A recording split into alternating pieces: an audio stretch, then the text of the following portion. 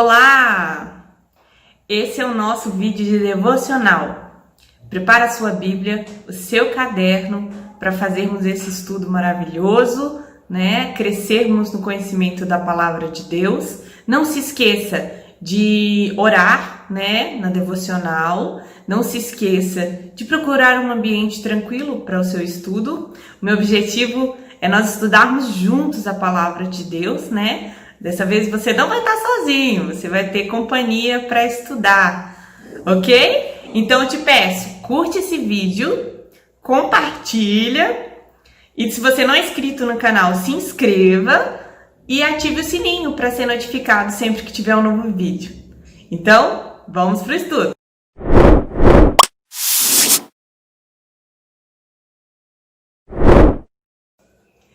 Olá! Esse é o nosso vídeo devocional diária de número 33.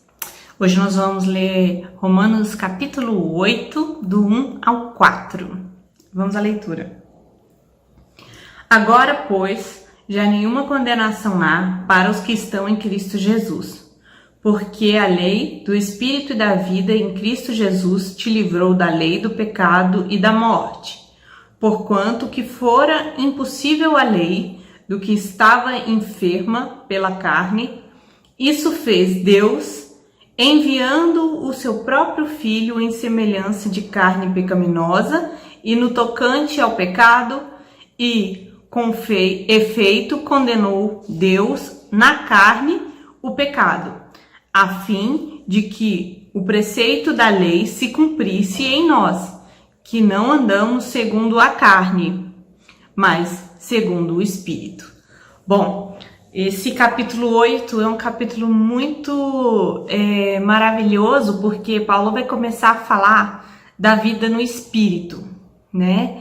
E aí ele inicia, né, esses versículos, conforme o último estudo que ele está falando ali, sobre aquele judeu que estava ali se convertendo, né? Uma pessoa que conhecendo a lei, percebeu que não poderia cumprir a lei. Então, graças a Deus por Cristo Jesus, né? Que ele dá aquele grito: miserável homem que sou, quem me livrará do corpo dessa morte? Pois bem, agora Paulo ele inicia o capítulo 8 falando, agora pois. Então, já é um estado diferente dessa descrição que Paulo falou anteriormente, de alguém que conhecia a lei, né? Por isso nós estamos falando que seria um judeu no momento da sua conversão. Então, quando vem agora, nessa declaração, agora induz ao estado do crente. Agora ele está falando de crente, de alguém já convertido, né? Outrora, amando a lei e fazia o que odeia, né? Então, era esse judeu no momento de conversão. Agora, pois, e esse pois aponta para a causa, né? Agora, pois, antes, né? Desventurado o homem que sou, que me livrará do corpo dessa morte. Agora, pois, ele vai apresentar, portanto, o novo estado dessa pessoa, essa pessoa crente, essa pessoa já convertida, né? Já nenhuma condenação há para os que estão em Cristo Jesus. Então ele declara que agora nenhuma condenação há para quem está em Cristo Jesus, né? Então o que nós podemos ver aqui? Essa declaração é para aqueles que estão em Cristo Jesus e ela não pode ser aplicada a todo mundo. São para aqueles, então é para uma determinada pessoa, né? Ou algumas pessoas. Então, quem seria, né? Quem seria esses? São aqueles que pela fé em Cristo Jesus foram justificados dos seus pecados. Então, é para estes a quem Paulo está falando. A condenação a que Paulo está falando é o justo juiz de Deus contra o pecado.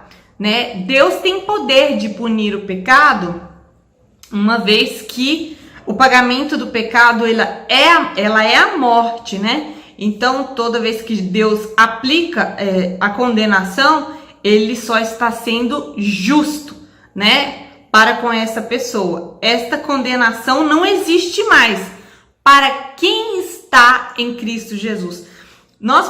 É importante pontuar aqui que não é para quem está fazendo ou fez algo, é para quem está. É um estado, né? Pois Deus não olha mais para o pecado, né? Para o pecador que merece ser condenado.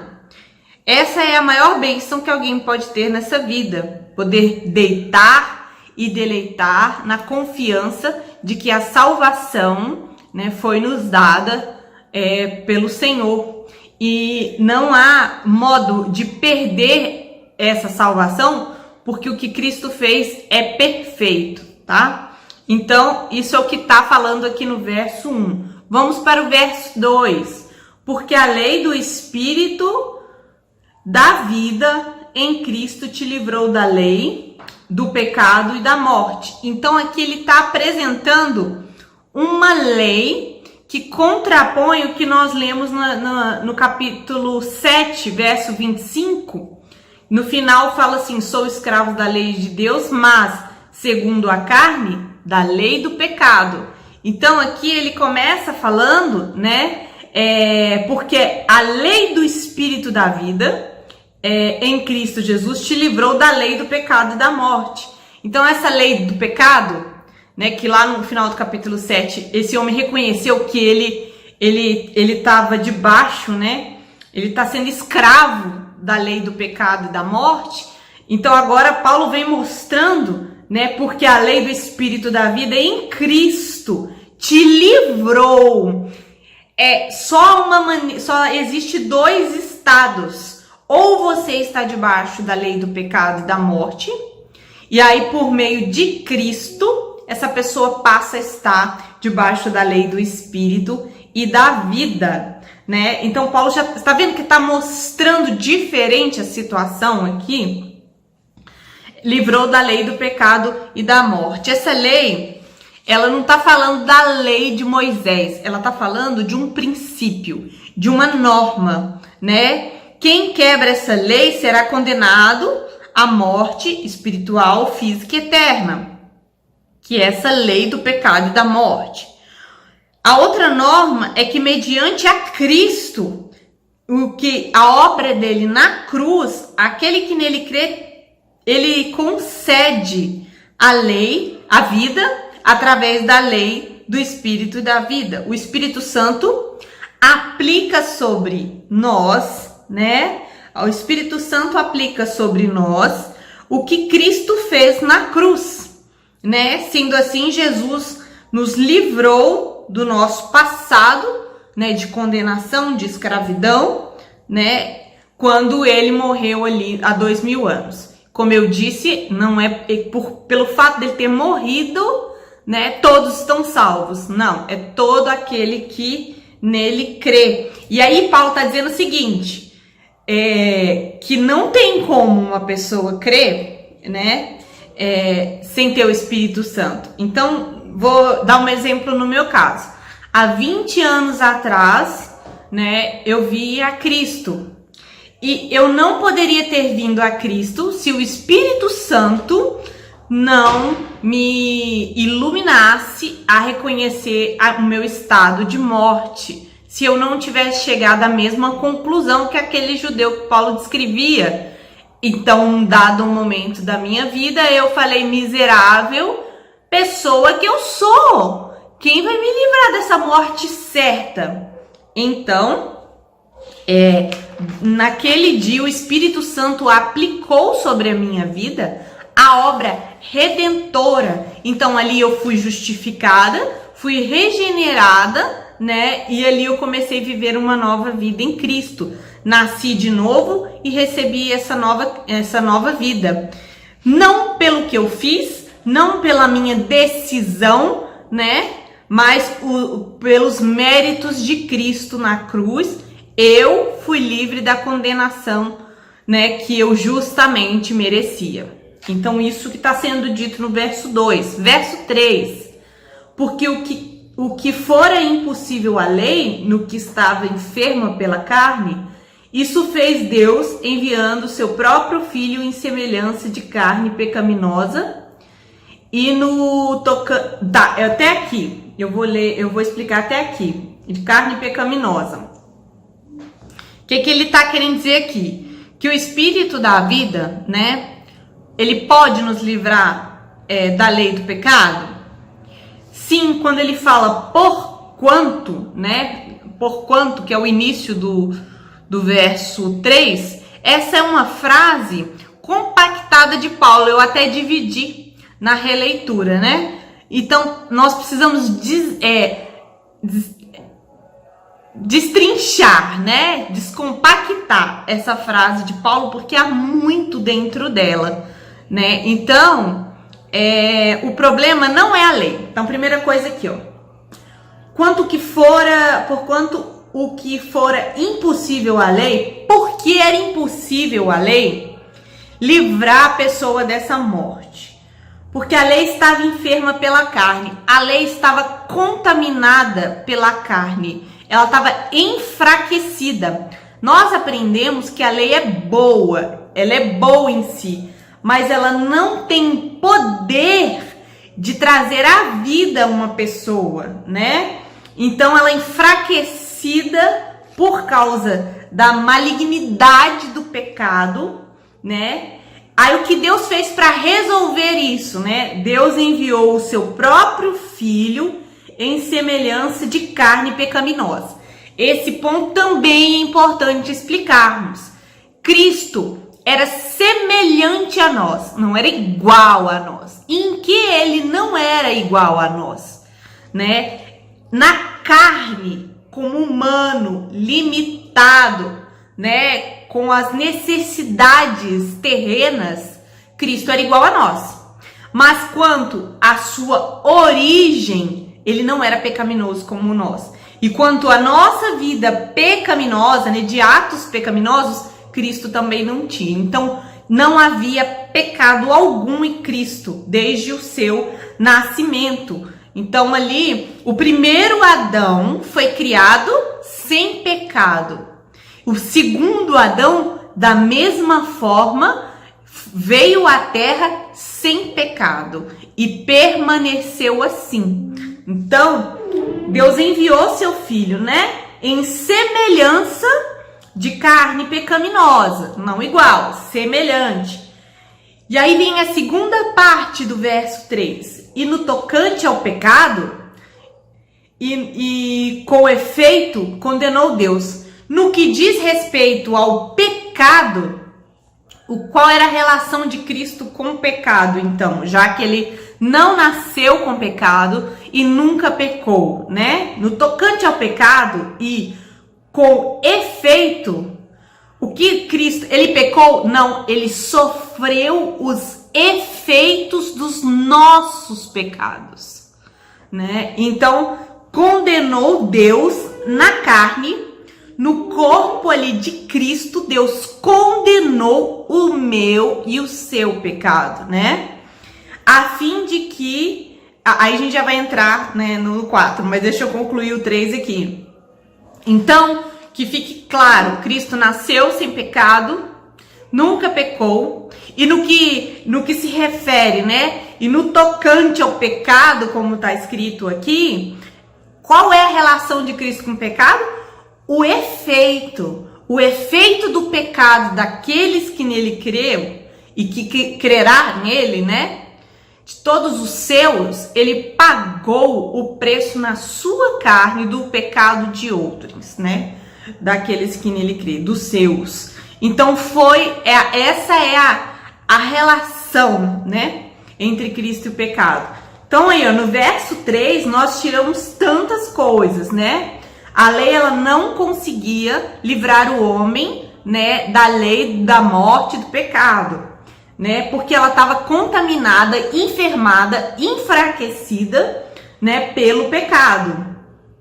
Que aqui fala pela carne, mas é o pecado. Isso fez Deus enviando o seu próprio filho. Então, uma vez que, né, e é importante nesse ponto aqui, concluindo o verso 3, que quando fala portanto, né? Aliás, isso fez Deus enviando o próprio Filho. Então, Cristo sofre ali os efeitos do nosso pecado através da condenação, né? Que Deus imputa sobre ele, que é justa para conosco, né? Então, ele coloca-se em nosso lugar.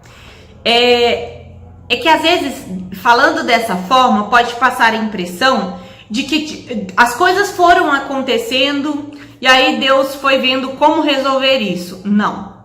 Deus é soberano, ele é onisciente, ele é todo poderoso. Deus, ele determina as coisas desde a eternidade, ele já tem tudo planejado.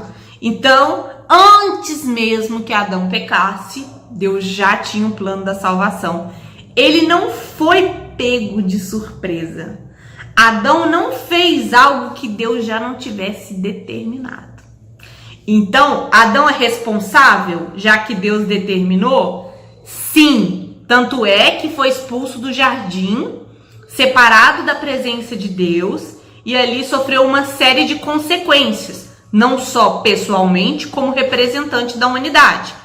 Mas Deus sempre teve à frente de tudo, controle de tudo, e nada nunca foi surpresa para Deus. Então, o plano de redenção já era algo que Deus tinha pronto antes da criação do mundo, né? E o verso 4 agora, né? Por que Deus fez isso com seu filho, né? A fim de que o preceito da lei se cumprisse em nós. Então, a fim de que fôssemos justificados, que aquilo que a lei exigisse, né, exigia ali, fosse satisfeito, a justiça fosse feita, o pecado fosse punido, né? Então a lei se cumprisse em nós. Cristo foi ali na cruz de maneira representativa, né?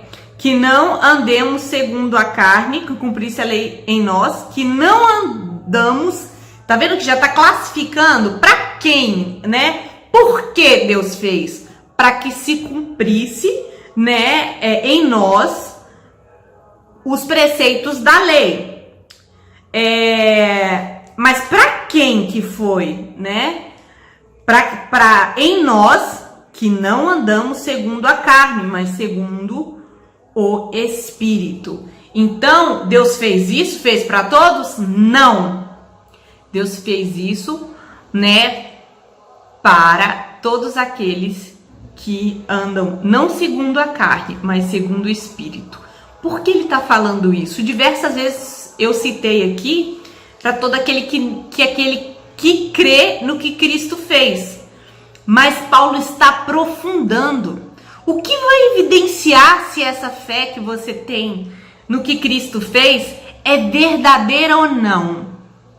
Uma pergunta importante, né? Dela vem a nossa certeza de salvação. Então, como saber, né? A verdade é que o não andar na carne é uma evidência de que você é um desses. Um desses de quê? Né? Você seja um desses que Deus transferiu a riqueza daquilo que Cristo fez na cruz para sua conta, para minha conta, que estava no vermelho, no qual nós tínhamos uma dívida impagável. E toda essa fortuna adquirida por Cristo foi transferida para nós, ou seja, pagando nossa dívida. E por que Deus iria querer um povo que cumpra os preceitos da lei? Porque assim nós estaremos prontos, né? Agora realmente podendo fazer aquilo que a lei exige, né? Porque lá na origem Cristo paga a nossa dívida e agora a gente pode buscar sim obedecer os mandamentos de Deus na segurança de que o próprio Cristo habita em nós para fazer cumprir, né, os preceitos da lei. Cumpre-se na nossa condenação como pessoas que já nascem condenadas e cumpre-se a cada dia, vivendo esses preceitos da lei. E assim poderemos estar prontos para o último estágio da salvação, na qual o pecado não poderá mais entrar, né, nas nossas vidas, nos influenciar de alguma maneira, né? E isso será experimentado no novo céus e na nova terra. Então, esse ponto é o importante. Paulo, ele vai no próximo estudo falar isso com mais detalhes, mas a princípio o que devemos entender é que se nós andamos na carne, então nós não fomos esses pelo qual Cristo morreu de maneira substitutiva, mas se nós andamos no Espírito, sim. Então significa que nós somos regenerados pelo Senhor, né? Paulo fala com seus leitores lá na igreja de Roma, né? Com essa convicção de que eles são convertidos, porque é uma igreja, né, que serve ao Senhor. E como aplicação, devemos guardar a certeza da salvação, aprender a nos perdoar quando pecarmos. Então a gente peca, a gente sabe que Deus irá nos perdoar, porque é o que a sua graça promete. A gente vai pedir perdão para Deus, aí a gente não consegue se perdoar, e quando mais você vê à frente, você está condenando todo mundo também, né? Geralmente quem condena as outras pessoas são pessoas que não aprenderam a se perdoar, e isso é diminuir a graça, porque o sangue de Cristo é suficiente para nos purificar de todo pecado, de toda maldade, de toda iniquidade. Então você não tem por que ficar remoendo pecados confessados, arrependidos, os quais você sabe que foi livre pelo sangue de Jesus, né? Outra coisa é a santidade, né? Não há uma doutrina que nos incentive mais a buscar santidade, porque a gente não busca, né, uma vida de santidade para receber algo de Deus, como a salvação, né? A gente busca santidade porque já recebemos algo de Deus. Entenda nesse estudo, todas as ações aqui são atribuídas a Deus. Foi Deus quem fez primeiro, né? Você é pecador como eu, né? A gente lá, pecador, merece ser condenado, né? Que Deus tenha misericórdia. Na verdade, a gente continua sendo o que a gente merece. É a condenação, né? E aí a gente fala, Deus, tem perdão para mim? Será que o Senhor me aceita? Né? Às vezes a gente, por causa de como os apelos são feitos nas igrejas, a gente acha assim que a gente tem que dar uma chance para Deus. Na verdade, nós temos que pedir a Deus misericórdia, me aceite, me perdoa, me regenera, entra na minha vida, né? Porque do contrário, a gente nunca vai conseguir sair desse estado terrível de condenação, né? Mas graças a Deus por Cristo Jesus. Vamos agradecer ao Senhor? Deus, muito obrigada por esse estudo, muito obrigada, Senhor, porque agora, né, nós temos uma nova vida, vivemos no Espírito, debaixo da lei, né, do Espírito e da vida, não mais do pecado e da morte. Graças ao que o Teu Filho fez, justiça foi feita naquele que nos substitui na cruz, na condenação. E Deus, eu recebo na minha vida, Senhor, o que Cristo fez por mim, com muita gratidão. Que o meu coração seja moldado a cada dia para viver uma vida de santidade, para louvar e agradecer esse Deus tão bondoso que morreu no meu lugar. Em nome de Jesus. Amém.